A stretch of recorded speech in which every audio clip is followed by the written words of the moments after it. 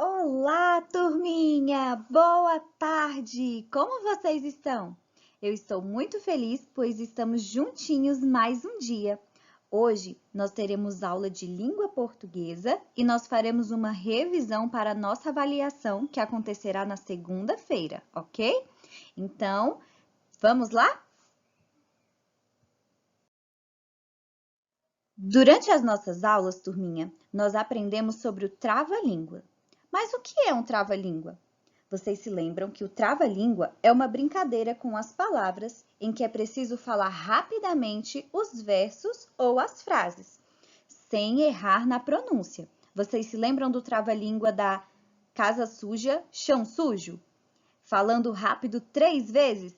Quem aí se embaralhou todinho? É muito difícil, não é? Mas então vamos lembrar que o trava-línguas é uma brincadeira com as palavras, em que a gente fala rapidamente os versos para não errar a pronúncia, tá ok? E as letras e os sons são bem parecidos, por isso que acontece da gente sempre errar quando a gente fala bem rapidinho, né? Temos que treinar bastante. E como é que eles são formados? Como é que os trava-línguas são formados? Elas são formadas por estrofes e rimas, né, turminha? Então, o nosso trava-língua sempre será formado por estrofe e rima. Você se lembra de algum trava-língua sem ser o do Casa Limpa e Chão Sujo? A gente viu vários, né? Qual deles você se lembra? Fala aí pra tia. Vamos ver agora alguns trava-línguas? Eu acho que vocês vão gostar. Ah, e tentem repetir depois, hein? Eu quero só ver se essa linguinha vai travar.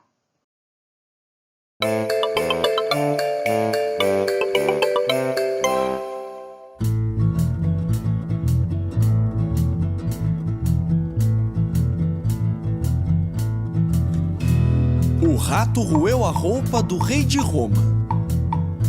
O rato roeu a roupa do rei da Rússia. O rato roeu a roupa do Rodovalho. O rato a roer ruía e a Rosa Rita Ramalho do rato a roer se ria. Tatu, tauató, tatuetê, taí. Tem tanto tatu, tutá, tuta tem. Tatu, tauató, tatuetê, taí. Tem tanto tatu, tutá, tuta tem. Um prato de trigo para um tigre. 2 pratos de trigo para 2 tigres. 3 pratos de trigo para 3 tigres. Um ninho de mafagafos com 7 mafagafinhos. Quem desmafagifar um ninho de mafagafos, bom desmafagifador será. Sabia que o sabiá sabia subiar? Sabia!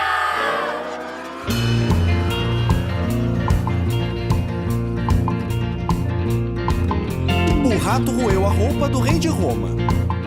O rato roeu a roupa do rei da Rússia. O rato roeu a roupa do Rodovalho. O rato a roer ruía e a Rosa Rita Ramalho do rato a roer se ria. Tatu, tauató, tatuetê, taí. Tem tanto tatu, tutá, tuta tem. Tatu, tauató, tatuetê, taí. Tem tanto tatu, tutá, tuta tem. 4 pratos de trigo para 4 tigres.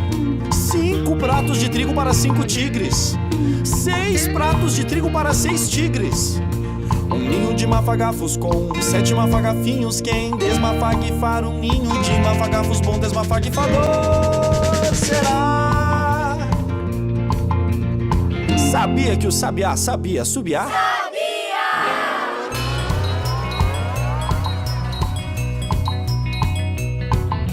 O rato roeu a roupa do rei de Roma.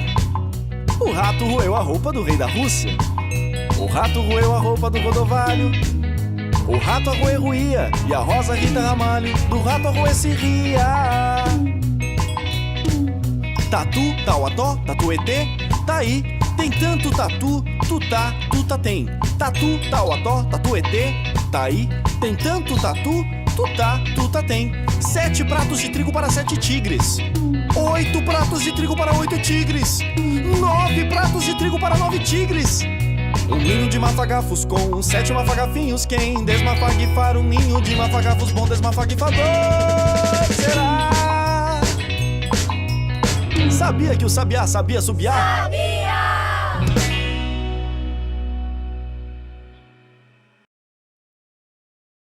Muito bem, turminha!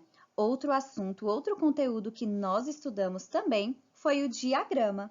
Mas, tia, o que é diagrama? Eu esqueci. Diagrama, turminha, vocês se lembram que é aquele esquema, né, em forma de desenho, em que ele vai representar algum assunto que você queira. Por exemplo, nós aprendemos sobre a forma de plantação, né, e da colheita, quais são os processos, né? Então, o diagrama, turminha, é um texto onde ele vai aparecer como um esquema, ou seja, ele vai organizar as informações utilizando imagens, palavras e frases também, relacionando o tema que vocês estão falando. Ele pode ser falando sobre um passo a passo, um ciclo, como, por exemplo, o ciclo da vida da borboleta que nós aprendemos. Ou então, sobre o processo de plantação e colheita de algum alimento, de alguma planta. E também nós aprendemos, turminha, sobre a pirâmide dos alimentos, né? A pirâmide dos alimentos, alguém se lembra o que é a pirâmide dos alimentos? E aí, falem pra tia. O que ela mostra pra gente na pirâmide dos alimentos? Ela vai mostrar pra gente os alimentos recomendados e a quantidade que podemos comer, não é verdade? E aí, ele mostra pra gente qual é a quantidade, quais são os nutrientes, certinho? E a gente precisa se alimentar bem para sermos saudáveis, ok? E aí, turminha, a pirâmide dos alimentos, a gente viu que foi uma nutricionista, né, que montou essa pirâmide dos alimentos. Aí, na nossa escola, a gente também tem uma nutricionista, né? Onde ela informa, onde ela indica quais são os melhores alimentos para que a gente possa consumir durante o dia e para que a gente possa ser sempre saudável, né? Então, as gorduras, os doces, a gente precisa comer mais. E as frutas, verduras, nós devemos... Perdão, turminha. As gorduras e os doces a gente deve comer menos, tia, é menos. E as frutas e as verduras nós devemos comer mais, porque é mais saudável, ok? Então, não confundam, hein? A tia confundiu aqui rapidinho. Os doces e as gorduras nós devemos consumir em menos quantidade, porque faz mal para o nosso corpo se consumirmos muito. E as frutas e as verduras nós devemos comer em maior quantidade, porque é muito bom para o nosso organismo, ok? Então, vamos lá, turminha, relembrando.